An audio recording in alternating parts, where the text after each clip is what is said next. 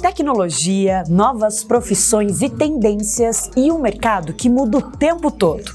Como a educação acompanha tudo isso? Você vai ver aqui no episódio especial do podcast e de Indústria, direto do Meeting Internacional de Educação, SESI-Senai. Nossa primeira conversa é com quem lidera uma visão que defende a educação como um dos principais caminhos para o desenvolvimento do Estado. Presidente Sérgio Longen, qual o objetivo do Sistema FIEMES ao organizar esse grande debate sobre os avanços da educação? Olha, a educação é algo que está na mesa do Sistema Indústria. A gente tem debatido, construído, buscado opções no mundo inteiro para que a gente possa traçar uma nova educação. Através desse meeting, a gente reúne o nosso time, reúne também a integração do Sistema Indústria, que é a empresa e a escola. Desta forma, nós precisamos construir um Brasil melhor. A educação é o principal meio de buscarmos o resultado que o Brasil precisa hoje. A educação do Mato Grosso do Sul tem resultados bons, mas o SEMP tem atuado com os reitores das nossas universidades e eles, com muita propriedade, têm também colocado a sua posição de um novo formato. Precisamos discutir com quem está à frente da educação do Estado para que, quem sabe, no futuro a gente possa levar esse modelo de educação que foi buscado também na integração de parceiros internacionais. Eu acho que cada vez mais a educação precisa ser revista e buscarmos um novo modelo e cada vez mais buscando o resultado como foco. Então, através do resultado, discutir o resultado e, desta forma, encontrarmos um meio de chegarmos a uma educação mais moderna e mais efetiva. Qual é essa mensagem de integrar, de relacionar todas as casas do sistema e levar essa mensagem de novas transformações? O comitê, que nós criamos já há cerca de 2 ou 3 anos, que é o Comitê Empresa-Escola, ele já traz em sua base as informações necessárias. E agora, de certa forma, colocar em prática a microcertificação, inclusive, valorizando cada vez mais e dando destaque aos alunos de uma maneira que ele pode ser avaliado anualmente com resultados que são buscados mensalmente, trimestralmente, por matéria, por objetivo.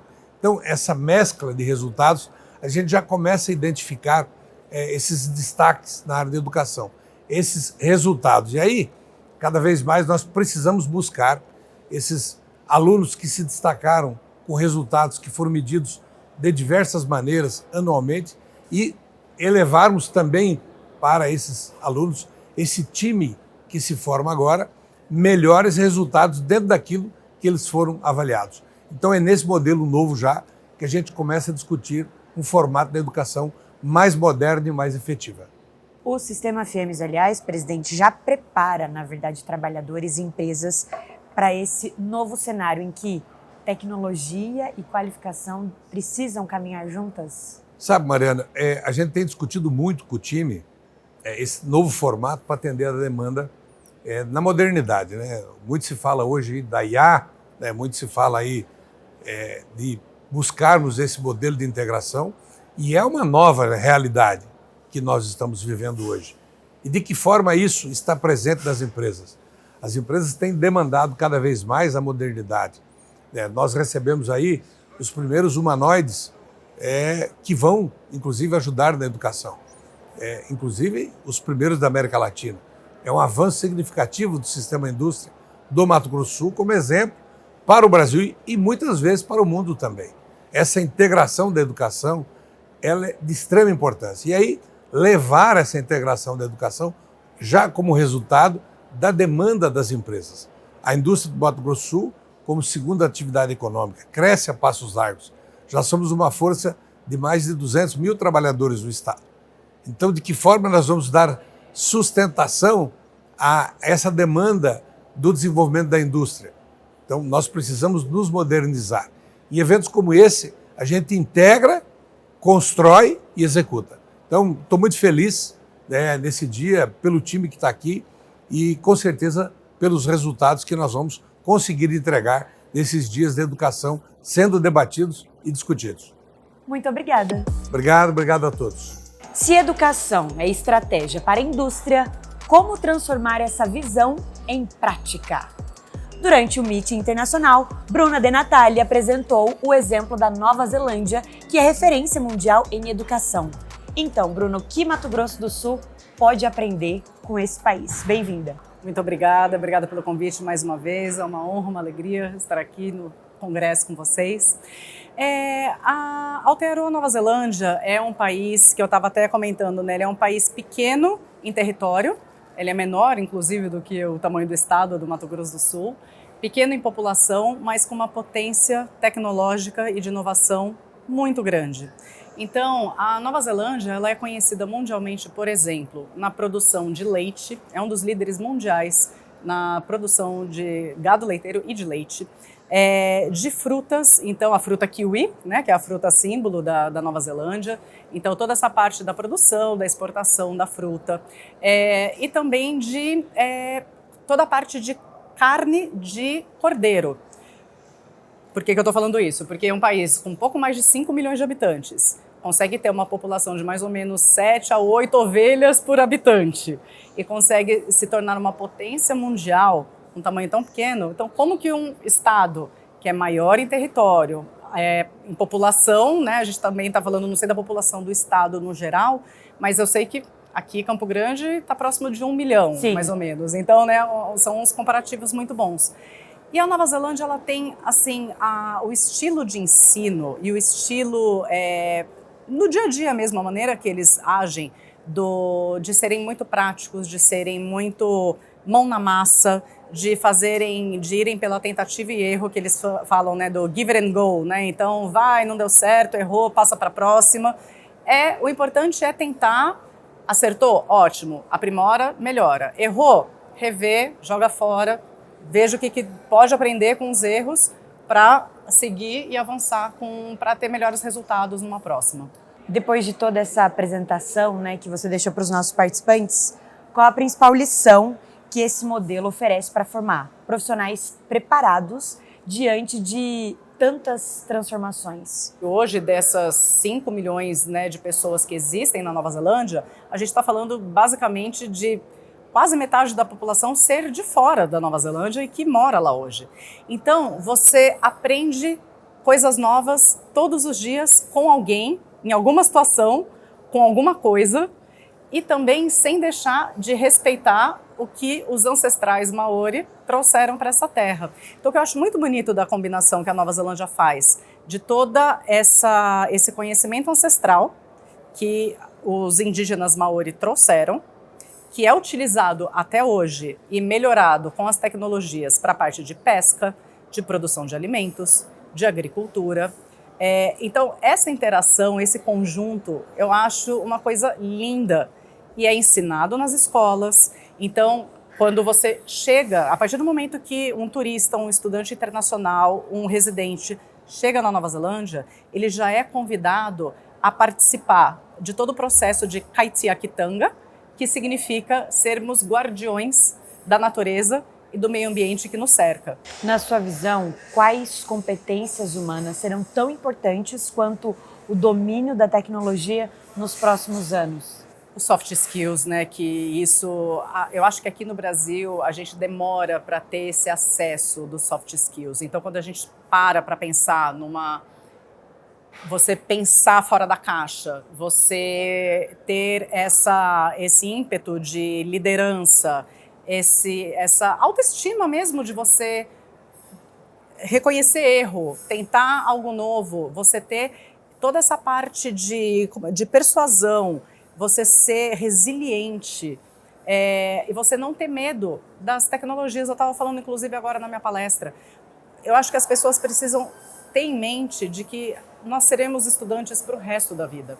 Ainda mais nesse mundo de hoje que está tudo tão rápido e as mudanças acontecem tão constantemente, tão dinamicamente, tão rapidamente, a gente vive em constante aprendizado. Por exemplo, hoje a gente está falando sobre IA, né? IA acho que é o principal tema, né, dos últimos anos e vai continuar sendo o tema dos próximos. É não encarar os avanços tecnológicos como com medo, ou como uma ameaça. Muito pelo contrário, eles estão aí para facilitar a nossa vida, para agilizar a nossa vida, para que a gente possa utilizar o nosso tempo para outras coisas. Então, quanto mais resiliente formos, quanto mais inteligentes nesse sentido de, quais são as tendências para os próximos anos?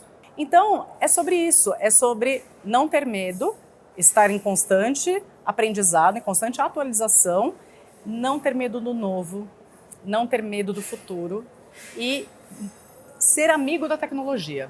Muito obrigada, Bruno. Eu que agradeço. Eu agradeço a todos vocês e espero vê-los em breve na Aotearoa, Nova Zelândia. E gratidão pelo convite. Obrigada. Seguimos no nosso debate aqui no Meeting Internacional de Educação e para trazer o olhar da educação pública, eu recebo agora Hélio Daer, secretário estadual de Educação. Muito obrigada pela presença. Prazer estar aqui com vocês. Gostaria que você já começasse falando sobre a importância e o que significa parcerias como essa entre governo e instituições como SESI e SENAI para aproximar educação do setor produtivo. Eu acho que hoje, em especial quando a gente fala do Sistema S, não é possível planejar, oferecer educação pública quando focado em tudo aquilo que o Estado vem crescendo, né? Mato Grosso é um Estado que cresce muito. Não é possível pensar em educação pública de qualidade, quando fala de educação profissional em especial, sem a parceria com o Sistema S, sabe? Hoje, SESI e SENAI são grandes parceiros nossos na oferta da educação com os nossos estudantes. Voltando tempos atrás, havia uma distância, né? Hoje, essa relação de coexistência integrada entre as instituições faz com que a gente tenha um planejamento conjunto. Os grandes investidores do Estado são relacionados ao Sistema S, a FIEMS, e para nós é importantíssimo poder contar com eles como parceiros, porque a gente conversa direto com aquele que vai, no futuro, absorver o mercado de trabalho de estudantes que estão sendo qualificados fruto dessa parceria. Secretário, você participou aqui do evento com a palestra sobre o ECA Digital. Qual reflexão você quis deixar para os participantes? Então, hoje foi muito importante falar um pouquinho desse novo mundo digital, né? De tudo aquilo que a juventude está exposta. A gente remeti um pouco ao passado, na nossa geração, que isso não existia, a educação era analógica, e de repente a gente está num mundo em que o digital está posto, em que as crianças tiram foto umas das outras, colocam na internet, e isso antes era algo inocente, agora é algo arriscado. Ou tem que ter cuidados. Então a nova lei, tanto a ECA Digital como a deliberação do Mato Grosso do Sul, nos abre os olhos com relação aos riscos de expor a imagem das nossas crianças e adolescentes na internet. Então a minha fala hoje foi muito mais no sentido de alertar mesmo, sabe? Dizer, olha, estamos num novo momento em que nem tudo são flores, em que há um submundo aí digital, em que a exposição de fotos, de vídeos, de dados, e aí quando a gente fala de dado é telefone, é endereço, é a foto dos nossos estudantes, às vezes num sistema de biometria, tudo isso tem que ser cuidado. É importante estabelecer cuidados e regramentos para fazer com que essa disponibilização de informação, seja ela audiovisual ou de documentos, tenha todo um cuidado para não expor justamente esse público. O futuro da educação também está em discussão aqui no evento. E a partir da sua experiência, o que esperar da educação pública e dessas transformações que já estão acontecendo? Então, eu acho que esses dois temas que eu falei têm relação, né? O primeiro é essa integração para a qualificação profissional e o segundo é o novo mundo digital. Esse é o futuro da educação. Hoje, sair agora lá, está entrando o Luciano Meira, que vai falar sobre inteligência artificial, que é uma nova fronteira da educação. Então, esse momento aqui, a gente consegue integrar esses lados, é dizer, olha, a educação tem que olhar para um caminho em que conversa com a juventude, né? É o mundo do trabalho olhando para a juventude, dizendo, olha, esses são os espaços que vocês vão caminhar, mas vocês têm que chegar preparados. E a nossa missão, enquanto Estado, é entregar essa preparação, entendendo justamente esse espaço digital, o espaço da educação profissional. Somos o Estado hoje que quase 60% dos nossos alunos do ensino médio estão na educação profissional.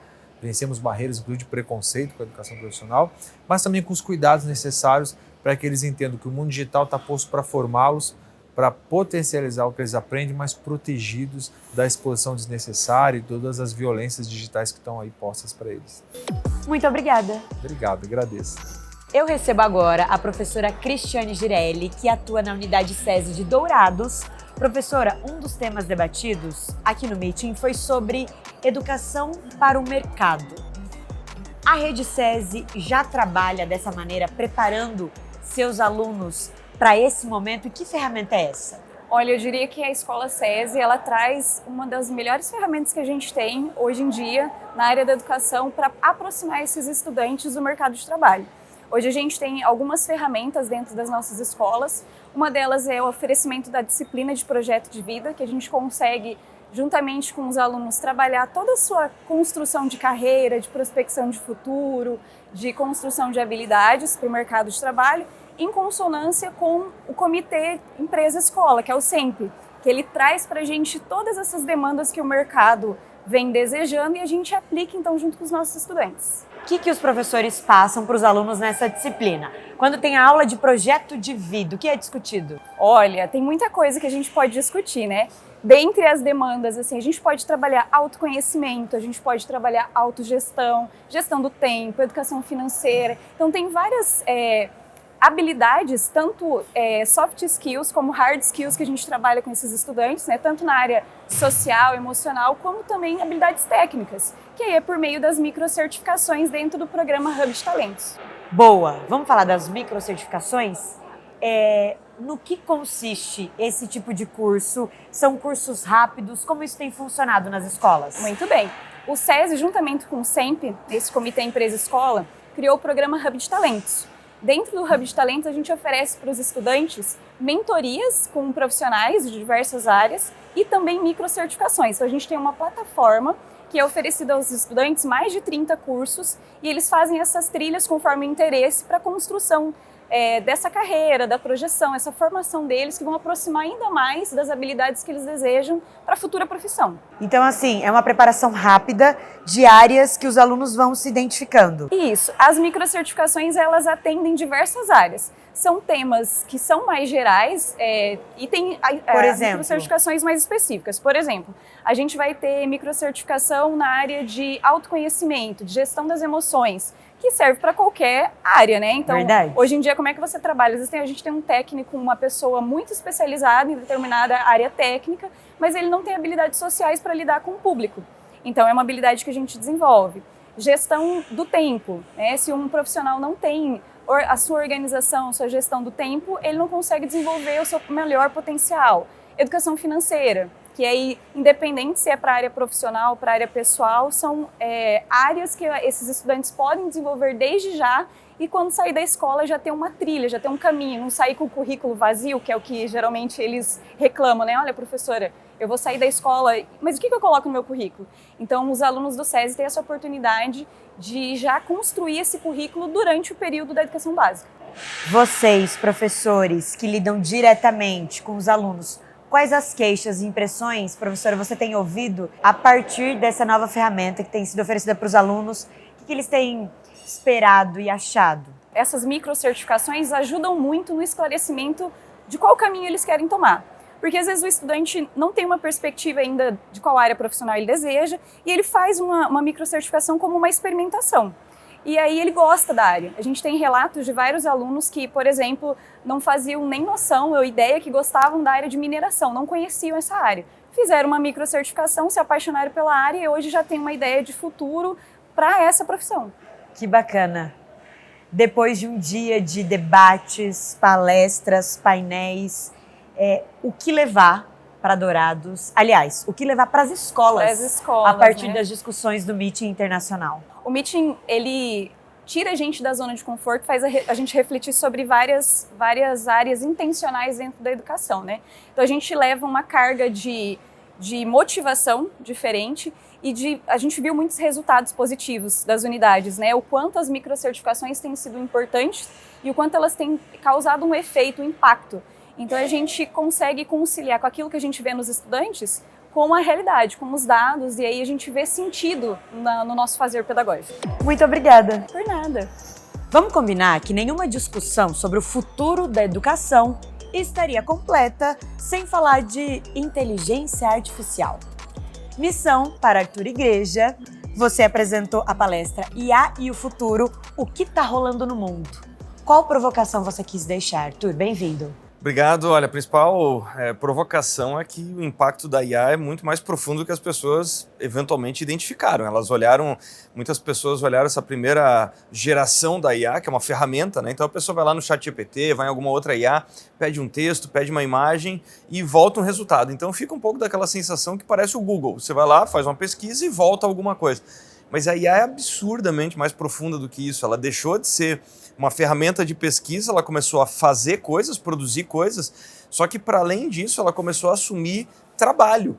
Então isso nunca tinha acontecido, né? Quando a pessoa ia até o Google, ela obtinha informações, mas ela processava essas informações e fazia algo com isso. A partir de agora a pessoa pede resultados de tarefas, e não é mais uma coisa que ela pede uma tarefa e volta um resultado, como essa primeira geração da IA. Ela fica trabalhando 24 horas, essa chamada IA agêntica, a pessoa vai lá e fala, olha, todo dia eu quero que você faça tal coisa. Traduzindo, virou um super estagiário, virou um colaborador, virou uma pessoa. E isso traz implicações na formação e no mercado de trabalho que são gigantescas. Falando em indústria, a IA substitui pessoas, potencializa talentos. Onde você acredita que está a maior oportunidade? Ela faz tudo isso, né? Porque ela substitui quem fica defasado, quem fica parado, né? Eu sempre falo que é o seguinte, as pessoas elas precisam usar a tecnologia do seu tempo, então é tão simples quanto isso. Imagina só, aqui onde estamos conversando em 2026, se uma pessoa não usasse internet, não usasse smartphone, não usasse ferramenta nenhuma no computador, você fala, pô, mas eu não consigo falar com essa pessoa não consegue trabalhar, parece um absurdo. Pois é, mas é o mesmo raciocínio para IA, então a pessoa precisa usar a tecnologia do seu tempo, é simples como isso. Então no final das contas a culpa não é da tecnologia, é da pessoa que não se adapta ao seu tempo. A pessoa está vivendo no passado, né? Então, e quando a pessoa faz bom uso da tecnologia, ela se potencializa, ela economiza tempo, ela consegue fazer coisas que até então ela não era capaz de fazer. Então, é simples como isso. Você costuma, Arthur, traduzir tendências complexas em exemplos práticos para os empresários. Então eu gostaria agora que a gente falasse com os empresários de Mato Grosso do Sul, com os industriários. Qual recado você pode deixar para esse grupo, para esse público, sobre como as empresas precisam mudar, se adaptar? Perfeito. Eu acho que o recado número 1 é as pessoas precisam testá-las. Não é uma implantação como foi com ERP, CRM, máquinas, robôs, que nós vimos no passado, que você encontrava uma empresa e falava assim, olha, eu quero contratar isso aqui e implementar. As pessoas estão tendo que identificar dentro dos próprios negócios essas potencialidades. Só que para identificá-las tem que ter um mínimo de versamento, elas precisam conhecer um pouquinho de IA. Traduzindo, é tempo de explorar isso. Assim como foi com a chegada da internet, não foi uma coisa pronta. Teve muita gente que falou o seguinte, pô, mas eu comprei um computador, eu instalei a internet e agora, faz o que com isso? O ponto é esse, nós estamos nessa era da descoberta. Então, quem está usando a IA e colhendo esses benefícios está se surpreendendo, está falando, puxa, eu não sabia que dava para fazer isso. Então é por isso que é muito importante, mais uma vez, os empresários se unirem, trocarem ideias, participarem, né, de sindicatos, participarem do associativismo, participarem de eventos como esse, né, que eu pude fazer a palestra, justamente para se informar e para trocar ideias. Agora, um conselho, como se fosse um aluno do SESI ou do Senai, os nossos alunos, um jovem que esteja entrando no mercado de trabalho, com o que se preocupar hoje, o que se desenvolver e melhorar hoje? Olha, a recomendação, a dica número 1 é a dica de sempre, né? Entender que para onde que as profissões caminharam, né? Elas caminharam para um ponto em que nós temos áreas de atuação, eu sempre gosto de enquadrar dessa forma, por isso que eu falo, né? Nas entrevistas muitas vezes me perguntam, né? Chegou tal ferramenta que atua no direito, então é o fim dos advogados? Não. Os advogados, eles mediam conflitos e acordos entre pessoas e empresas. Traduzindo, a área do direito é eterna, a medicina é eterna, a indústria de transformação é eterna, a agricultura é eterna, né? Agora, a forma como se atua em cada uma dessas áreas muda a cada dia. Então a pessoa ela tem que entender o seguinte, que nós temos áreas de atuação, quando ela escolhe comunicação, ela escolhe a indústria, escolhe a agricultura, ela escolheu um campo de atuação. E dentro desse campo, a presença de tecnologia é cada vez maior. Então a pessoa tem que ter essa coincidência, essa compreensão que ela precisa entender, muito da área que ela atua, 2, muito de tecnologia, E a terceira pergunta é como é que ela gera valor que alguém identifica, que alguém fala o seguinte, caramba, essa pessoa ou essa empresa é muito valiosa porque ela resolve isto. Né? Então, são perguntas que num primeiro momento parecem simples, mas o que elas apontam? Elas apontam que a pessoa ela precisa se capacitar muito dentro da área que ela atua. 2, muito em tecnologia, não tem como ser um profissional em 2026 que não entenda de tecnologia. E 3, ela precisa entender muito de pessoas, ela precisa entender muito de relacionamento, de negociação, de gestão, de participação em projetos. Então, esses são os 3 pilares hoje de qualquer carreira. Para a gente terminar, se alguma ideia ficou de fora e você queira trazer agora, então, afinal, o que está rolando no mundo sobre IA? Olha, o que está rolando com IA é que nunca tivemos uma tecnologia tão transformadora, mas ao mesmo tempo tão acessível. Ou seja, as pessoas sempre me perguntam, né? Eu recebo muita mensagem, as pessoas pedindo, mas qual é o curso, mas qual é a pós-graduação, enfim, isso continua sendo importante. Mas tem tanta coisa hoje no YouTube, tem tanta coisa hoje, as ferramentas são tão baratas ou gratuitas, que na verdade o que está rolando é o seguinte, a pessoa precisa ir lá e mexer, ela precisa testar, ela precisa fazer perguntas para a própria IA. É isso que muitos não se dão conta. Ela pergunta para mim o seguinte, mas onde é que a IA ajuda na minha atuação? A pergunta que eu faço é, você já perguntou isso para a IA? Você já foi lá e pediu para o Claude, para o Gemini e perguntou o seguinte, olha, eu faço isso, isso e isso, como é que você pode me ajudar? A pessoa vai se surpreender. Eu vou dar um pequeno exemplo aqui. Tem um amigo meu que pegou o currículo dele, pegou o LinkedIn dele, pegou o site da empresa dele, as redes sociais, colocou tudo na IA e falou o seguinte, qual parte que eu não estou me capacitando? E a IA falou, olha só, minha recomendação é isso, isso, isso. E ele perguntou, como é que você pode me ajudar? A IA falou, quanto tempo você tem por dia? Ele falou, 40 minutos. Ele falou, eu posso te mandar 40 minutos de conteúdo por dia que eu seleciono, que pode te ajudar a se capacitar nisso que eu acho que está te fazendo falta. Traduzindo, isso é incrível. Isso é incrível. Quanto custou isso? Nada. E ele tem lá agora um programa de desenvolvimento pessoal construído pela IA para aprender IA. É uma coisa que, assim, há 5 anos atrás era ficção científica isso. E está disponível. Obrigada, Arthur. Imagina. Foi ótimo. Obrigado. A gente fecha com uma reflexão sobre as pessoas, porque o futuro não depende apenas da tecnologia, mas também como diferentes gerações aprendem, trabalham, convivem. Especialidade de Dado Schneider, referência nacional em comportamento das novas gerações. Obrigada pela sua presença. Você apresentou a palestra O Futuro Mudou Bem na Minha Vez. Bem na Minha Vez. Como assim? Bom, Mariana, faz muito tempo que eu digo que quando eu era criança, no século XX, o melhor bife na mesa ficava com os adultos. E aí eu me vejo adulto, com filhos pequenos do século XXI, mas eu pesquiso, né? Crianças, desde que... E no século XXI, o melhor bife na mesa passou a ficar com as crianças. Ou seja, eu nunca comi o melhor bife. Eu comecei a dizer, o mundo mudou bem na minha vez. E aí a gente foi se acostumando ao longo dessas 2 décadas já, né? 2 décadas e meia, né? Com esse novo mundo que a gente está vivendo no século XXI. E agora vem a IA, que tirou a capacidade da gente prever o que vai acontecer mês que vem, ano que vem. Então agora não é só o mundo que mudou bem na minha vez, é o futuro que mudou bem na minha vez. É sobre isso que eu sempre falo e sempre provoco as plateias, porque a gente foi criado por um mundo e está vivendo em outro. Não tem um melhor que o outro. Só não dá para viver no mundo do século XXI igual a maneira como a gente vivia no século XX. Perfeito. Onde está o maior desafio? Na idade? Na forma como essa nova geração enxerga Sim. o trabalho? Como se adaptar a tantas mudanças? Sabe quando o time está ganhando o campeonato, já está 3-0 e falta 2 minutos para terminar, não tem mais volta, e que alguém na arquibancada levanta a placa, eu já sabia? Eu falo há muito tempo que a geração Z, e agora a geração Alpha que vem no caminho, é muito diferente de todas as anteriores em relação ao trabalho. Por quê? Vou fazer gestos. Há muito tempo que você levanta essa plaquinha.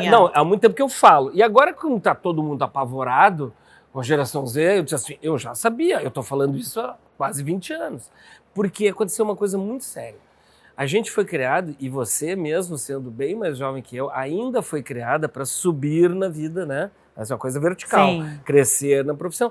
E a gente, em casa, na sala de aula e no ambiente profissional, a gente não só aprendeu com gente mais velha, olhando de baixo para cima, como a gente muitas vezes temeu a autoridade, tá? Verdade. Então, a gente trouxe respeito / temor. E quando eu comecei a estudar essa geração, que é uma geração que, quando se dá conta que existe, já tem computador, já tem internet, já tem celular, ela é completamente diferente porque ela está sendo bombardeada por mais informações. E teve uma coisa crucial. Uma pedagoga me disse, minha mulher estava grávida do nosso primeiro filho em 2001, ela disse assim, quando você for falar com seus filhos, se abaixe e olhe no plano dos olhos deles. Eu digo, aí eu fiz esse gesto aqui, eu disse, opa, vem aí assim, ó, a primeira geração que vai vir ao mundo sem olhar de baixo para cima para as gerações mais velhas. Então, eles não vão temer a autoridade, eles vão respeitar ou não. E aí eu comecei a fazer artigos, palestras, dizendo, olha, a sala de aula vai ser diferente. E vai ser muito pior no ambiente de trabalho, quando o chefe disser, cadê o relatório e tal, e o cara vai dizer assim, não trabalho mais aqui. E aí agora que todo mundo diz que o chefe é tóxico, que é assédio moral, que não sei o que, reclama da geração Z, o que eu faço? Eu levanto aquela placa. Eu já sabia, não é que para me gabar, mas é que era óbvio que ia ser diferente a troca, a lida entre líder e liderados, e isso vai, inclusive, ficar mais complicado com a geração alfa agora. Mudanças, uma nova geração, mas e aí no fim, na prática, o que a gente pode entender, Dado? As empresas precisam mudar para atrair esses jovens ou os jovens precisam mudar para atender as empresas? Faz um bom tempo que eu digo, nós temos que preparar nossas empresas para que elas sejam atraentes para uma geração que não virá ao mundo, que é o caso agora, que não virá ao mundo tendo no trabalho o seu ponto máximo de realização. Você está realizada no seu trabalho, dá para ver na sua cara, você está adorando o que faz, eu também adoro o que eu faço, porque nós somos gerações, desculpa eu dizer isso, de outra época, que fomos criados para se realizar profissionalmente. Eles se realizam em outras coisas. O trabalho para eles, e eu falo isso há um tempão, o trabalho para eles é um meio de ganhar a vida. Por isso que não tem essa coisa pela busca pela profissão, né? Você tinha 13 anos, 14, todo mundo perguntou para você o que você ia fazer. Talvez você aos 12 já soubesse o que eu queria fazer. Eles vão fazer alguma coisa e 2 anos depois vão fazer outra e vão para um outro ofício e vão para um outro estado e vão para um outro país. Eles têm essa mobilidade por um simples motivo. A gente tinha que subir na vida porque a gente olhava dos 20 para os 70 e disse, bom, 70 eu estou ou morto ou aposentado. Uma pessoa que tem 20 anos hoje vai morrer depois de 125, 130 anos. Por que ele vai fazer carreira num lugar dos 20 aos 30? É matemática. Qual conselho, então, você pode deixar? Conselho, abrir a cabeça, nós, tá? Os mais velhos, os jovens maduros, tá? A gente tem que abrir a cabeça porque efetivamente é um novo jeito de olhar o mundo. Tá? A gente e as empresas. A gente, né? No CPF e no CNPJ. A gente tem que... Por quê? Porque eles não vão rezar a nossa cartilha de que trabalhando duro que a gente chega lá. Não, eles querem ser remunerados porque eles estão sendo pagos para fazer. Nós dávamos o algo mais. Eles não vieram com essa necessidade de dar o algo mais. Então não espere que ele vai dar algo mais do que está ali no escopo, né? Porque ele vai embora às 6 da tarde. A gente que virava à noite para agradar o chefe. E eles não têm essa necessidade. Então, assim, é muito mais difícil uma pessoa que demorou para subir na vida, que agora está num cargo de chefia, encarar uma pessoa que parece ser descomprometida e descompromissada. Não, ela não é descomprometida e descompromissada. Ela pode não ser igual ao que a gente era quando tinha a idade deles. E isso a gente tem que entender. Dado, você encontrou um auditório cheio de educadores, Sim, de especialistas. Todo mundo meio assustado. De lideranças. Você quer provocar essa turma? Você quis provocar de que maneira? E que reflexão deixar? Eu acho que é uma coisa boa, tá? Por exemplo, eu vou fazer 65 anos, tá? Uma pessoa de 65 anos, quando eu tinha 20, ela estava fora já. Ou ela tinha conseguido se aposentar bem, ou ela não queria mais trabalhar. Porque ela tinha pouco tempo de vida. Eu tenho no mínimo 40 anos de vida. No mínimo 40 anos. Eu posso começar uma nova profissão agora, tá? Então, assim, eu olho pelo lado bom, eu tenho que fazer um esforço para tentar entender eles, tentar me adaptar a eles. Claro que eu também não vou ser aceitar tudo que eles querem, eles também vão ter que se encaixar na gente, né? Por isso que eu digo na palestra, a gente vai ter que se entender, faça esse gesto assim, ó, a gente vai ter que se entender, porque eles têm que vir com a parte deles também. Mas esse fato de eu ter que me esforçar para entender o que está acontecendo, não me cria mofo na cabeça, não me cria teia de aranha. E eu acho que isso é uma coisa legal, que eu posso ser o que eu quiser nessa minha idade. Uma pessoa da minha idade lá, há 40, 30 anos atrás, já estava riscada do mapa. Então eu acho, pelo lado bom, procure entender o que está acontecendo no mundo, as novas gerações e tocar a vida. Muito obrigada. Obrigado. Vimos aqui, hein? Em um mundo movido por inovação, inteligência artificial e mudanças cada vez mais rápidas, a educação se tornou um dos principais motores da competitividade da indústria. Obrigada pela sua presença em mais um episódio especial do podcast E de Indústria. Até a próxima!